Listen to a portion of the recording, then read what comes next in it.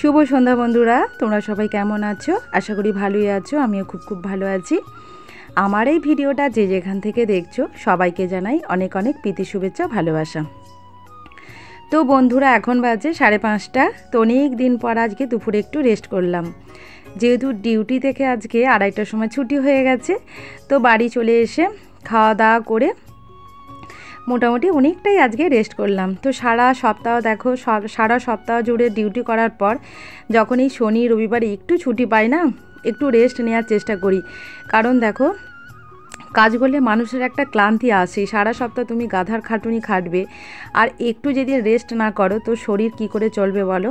মানে আমাদের শরীরটাও তো একটা যন্ত্রের মতো, তাই না? তো চলো বন্ধুরা, আমার ভিডিওটা দেখতে থাকো। সন্ধ্যের ভিডিও তোমাদের সাথে খুবই কম শেয়ার করি। তো আজকে ভাবলাম যে না, আজকে সন্ধ্যা থেকেই ব্লগটা শুরু করি। তো চলো বন্ধুরা, ভিডিওটা দেখতে থাকো। জানো বন্ধুরা, আমার মনে হয় আমার আর ভিডিও করা হবে না, কারণ আমি যখনই ফোন নিয়ে বসছি যে কিছু তোমাদের সাথে শেয়ার করব কাজ, তখনই দেখছি কারেন্ট চলে যাচ্ছে। তো আজকে আটার একটু পরোটা করব ভেবেছি। তো আটাটা নিয়ে বসলাম যে একটু দেখাবো কিভাবে আমি মাখাই। তো তখনই কারেন্টটা চলে গেল, রাগও ধরেছিল। একে তো দেখো বাড়ি ভর্তি লোক, তো ফোনটা নিয়ে বসলে লুকিয়ে ঝাঁপিয়ে আমাকে ভিডিও করতে হয়। ফোনটা যখনই বের করাই বলে, মানে আর চোখে চোখে দেখে, বলে যে কি করছো, কাকে দেখাবে, এইসব নানা রকম কথা। সে আমি কেয়ার করি না, যাই হোক। কিন্তু আবার যখন ধরো এটা করতে বসি না, মানে তোমাদের সাথে কাজ শেয়ার করি, তখন আবার কারেন্ট চলে যাচ্ছে। মানে কি বলবো, সবাই মিলে আমাকে পিষে মেরে ফেলছে, এই আর কি। তো যাই হোক, সন্ধ্যাবেলা আমি একটু চা খাওয়ার পর ছেলেকে দুধ খেতে দেবো। তো আমার ছেলে না একদম ছোট বয়স থেকে, 1 বছর বয়স থেকে গরুর দুধ খেতে খুব পছন্দ করে। তো ওরা এখন 8 বছর বয়স হয়ে গেল, তো ছাড়াইনি। তো গরুর দুধ আমাদের শরীরের পক্ষে সত্যি বন্ধুরা খুবই ভালো, আদর্শ খাদ্য হিসাবে চিহ্নিত দুধ। তো যাই হোক, কিন্তু অনেকে দেখবে এই দুধটা পছন্দ করে না গন্ধের জন্য, অনেকে আবার পেটের সহ্য হয় না। কিন্তু আমার ছেলে এটা খেতে খুব ভালোবাসে। একদিন যদি আমি না দুধ নিই না, আমার ছেলে খোঁজ করে যে মা দুধ নাও নি। তো চলো ওকে দুধটা দিয়ে দিই। আর পরোটাটাও যখন আমি বেলে করছিলাম তখনও বন্ধুরা কারেন্টটা ছিল না, তাই জন্য তোমাদের সাথে পরোটা করাটাও আমি শেয়ার করতে পারিনি। আমি বললাম না যে কি শেয়ার করব বলো, মানে মেন জিনিসগুলো যে একটু দেখাই রান্না করাটা, তো তখনই কারেন্ট চলে যাচ্ছে। আর আমি যে ভিডিওটা করব, কারেন্ট যদি না থাকে রাতের দিকে, তো ভূতের মতো লাগবে, কি দেখাবো বলো? আর কারেন্টটা এলো, তখন ভাবলাম যে না, ছোলার আজকে ডাল করব, ছোলার ডালটাই একটু দেখাই বন্ধুদেরকে কিভাবে আমি করি।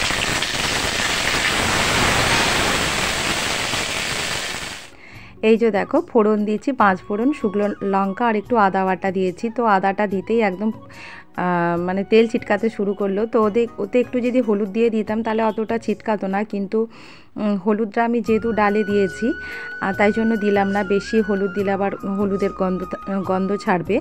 তো তাই জন্যেই এই যে দেখো, ছোলার ডালটা একটু পাতলা পাতলা আছে, যাই হোক মোটা হয়ে যাবে। আর এই যে দেখো, পরোটাটা আমি আগে করে নিয়েছিলাম। আটার পরোটা কিন্তু খুব ভালো শরীরের পক্ষে, আর ময়দাটা খুবই খারাপ বন্ধুরা, সেটা আমরা জানি, সকলেই কিন্তু আমরা জানি, জেনেও দেখবে আমরা ভুল করি। আমরা অনেক কিছুই জানি যে শরীরের পক্ষে এটা ভালো না, সেটা ভালো না। আমরা কিন্তু যেগুলো খারাপ সেইগুলোই কিন্তু আমরা বেশি করে খাই। এই যে ধরো আটাটা, পরোটা লুচি করলেই মানুষ জানে যে ময়দার পরোটা, ময়দার লুচি করব, খাবো, কিন্তু আটাটার কেউ খেতে চায় না। আটা শুধু রুটি খায়, কিন্তু আমার খুব ভালো লাগে পরোটা খেতে, আটার লুচি খেতে। এগুলো মানে এত সফট হয়ে থাকে না, তো আমি এটা পছন্দ করি। আমার পছন্দ আর তো সবার পছন্দের সাথে নাও মিলতে পারে, কিন্তু আমি এটাই বলবো যে খাবে তোমরা, সেটা মাসে 1-2 বার, কিন্তু প্রতি সপ্তাহে যদি ময়দার জিনিস খাওয়া হয় সেটা কিন্তু শরীরের পক্ষে খুবই ক্ষতিকারক।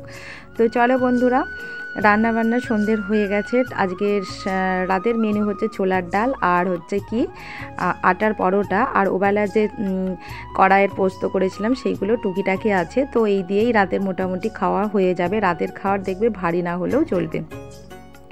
তো ছেলেকে পড়তে বসিয়ে দিয়ে এসেছি, ও পড়ে নিচ্ছে।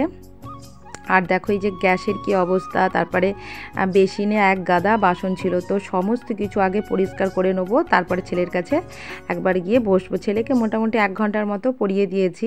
তো ছেলের কাছে দেখবে বসে থাকতে হয়, বাচ্চা ছেলেদের কাছে বসে থাকতে হয়। কি বলো তো, উঠে উঠে কাজ করলে কিন্তু ওরা কখনো পড়বে না। ওরা কি আর আমাদের মতো বোঝে বলো? যখন ওরা নিজেরা বুঝতে পারবে তখন ওরা নিজেরাই কিন্তু পড়তে পারবে। এখন যেহেতু ছোট, ওদের কাছে যদি বসে পড়াটা আমরা তাড়াতাড়ি করিয়ে দিই তো ওদের পড়াটাও তাড়াতাড়ি হয়ে যায়, আর আমাদের মতো মায়েদেরও কিন্তু তাড়াতাড়ি ছুটি হয়ে যায়। চলো বন্ধুরা, আমার ভিডিওটা দেখতে থাকো। আমার ভিডিওটা যদি তোমাদের একটু ভালো লেগে থাকে, লাইক করো, শেয়ার করো, আর অবশ্যই সাবস্ক্রাইব করো। আর কমেন্ট করে অবশ্যই জানিও আমার ভিডিওটা কেমন হয়েছে। ভালো হলেও জানিও, খারাপ হলেও জানিও। আর জানো বন্ধুরা, আর এখন মানে কি বলো তো, ভিডিও করতে মাঝে মধ্যে মনে হয় যে ধর আর ভিডিওটা করব না, ছেড়েই দেবো। এত কষ্ট করে ভিডিও বানাই, দেখো সারা দিনের কাজগুলো একটু একটু করে তুলে রাখি, তারপরে তাকে পরপর করে ভালো করে এডিটিং করে টাইটেল লিখে ট্যাক্স লিখে মানে এগুলো লিখতে অনেকটা কিন্তু টাইম লেগে যায়। তারপরে যখন দেখি ভিউস এই 25টা 30টা বড় জোর 100টা হচ্ছে, তখন কিন্তু একদম আর ভালো লাগে না। কি করব বলো, এত বড় বড় চ্যানেলগুলো দেখি, তার ভাবি যে তারা হয়তো অনেক পরিশ্রম করেছে, আমরাও করছি। মাঝে মধ্যে মনে হয় যে আমাদের মতো মেয়েরা বোধহয় কিছুই জীবনে করতে পারবে না। কি সুন্দর হয়েছে দাঁড়া,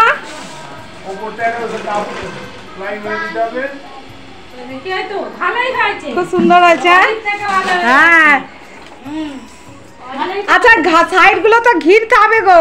হ্যাঁ ঘিরে করতে আমি এখানে না ঘিরতে নেই, এখানটা শুধু কাগজ দিয়ে ঘিরে দেবো, নাহলে খুব সুন্দর রথটা হয়েছে, সাইড গুলো ঘিরতে হবে। তাহলে ঠাকুরটা তো আছে, রথের ঠাকুর টানবি, এই তো কত সুন্দর হয়েছে। ওই যেখানটা ঠাকুর আছে ওইখানটায় রেখে দেবো।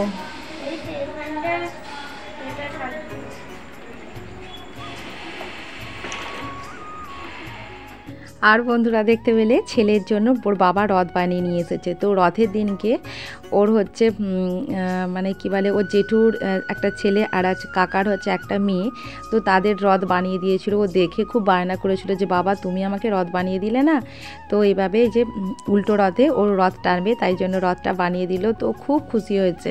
তো রথটা এখনও পুরোপুরি সাজানো হয়নি, এখনও পালিশ হবে, কাঠ দিয়ে করে নিয়ে এসেছে, তারপর ফুল টুল দিয়ে আমি সাজিয়ে দেবো। তো বন্ধুরা কি বলছিলাম আমি, ভিউসের কথা কি আর বলবো বলো, তাই জন্য 2 দিন বন্ধুরা ভিডিও আর করিনি। তখন মনে হলো যে না, সেই তো ভিউজ হবে 20টা 22টা, আমরা কি আর ঠিকমতো করে ভিডিও করতে পারছি না। চেষ্টা করি, আবার ভাবি যে না, একবার ভেঙে পড়ি, আবার ভাবি যে না দেখি না করে, অনেকে তো কত চেষ্টা করে, তাই না? চেষ্টা করতে কি বাধা, দেখা যাক কি হয়। যখন দেখবো যে না একবারে মানে কিছুই হচ্ছে না, তখন ছেড়ে দেবো। তার আগে করে যাই কিছুদিন। তো যাই হোক, চলো দেখো গ্যাস মোছা, বাসন সমস্ত কিছুটা ধোয়া হয়ে গেল তোমাদের সাথে কথা বলতে বলতে। আর বন্ধুরা তোমাদের সাথে এই যে 2 দিন আমি ভিডিও করিনি, সত্যিই মনে হচ্ছিল যেন কি ফাঁকা লাগছে। ভিডিও করে করে দেখো অভ্যাসে পরিণত হয়ে গেছে, তাই জন্যই। আর জানো এই যে দেখো মশলাপাতি, পাতা, সাদা তেল, সমস্ত কিছু জিনিস নিয়ে এসেছে। কাল একটা জিনিস হবে, তো রবিবারে সেই ভিডিওটাও তোমাদের সাথে শেয়ার করব, আর কেন হচ্ছে সেটাও তোমাদের সাথে শেয়ার করব। তো এই যে দেখো মশলা পাতা সমস্ত কিছু কেনা হয়ে গেছে আমাদের, মানে বাড়ির সামনেই বাজার দোকান সমস্ত কিছুটাই আছে, তবু আগে থেকে কিনে রাখলো। সবাই তো ব্যস্ত বলো না, তাই জন্যেই। এই যে দেখো। তো বন্ধুরা ভিডিওটা এখানেই শেষ করব। মানে সেরকম কিছু তোমাদের সাথে শেয়ার করতে পারলাম না, ভিডিওর মধ্যে কোনো মানে সেরকম কিছু নেই, তবুও যা পেরেছি তাই তোমাদের সাথে একটু শেয়ার করলাম।